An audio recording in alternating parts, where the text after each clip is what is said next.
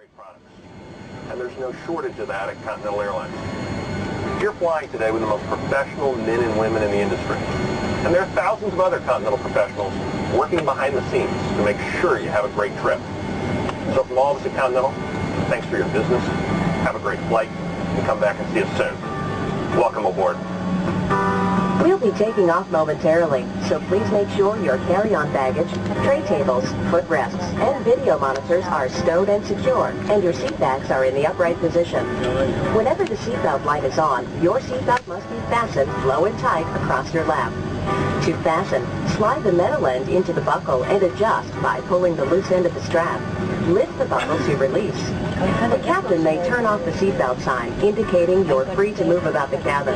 But please keep your seatbelt fastened whenever you're seated and while sleeping. This 757 has 10 exits, each clearly marked with red and white exit signs. Please take a moment now and locate the 2 exits nearest you, keeping in mind the nearest exit may be behind you.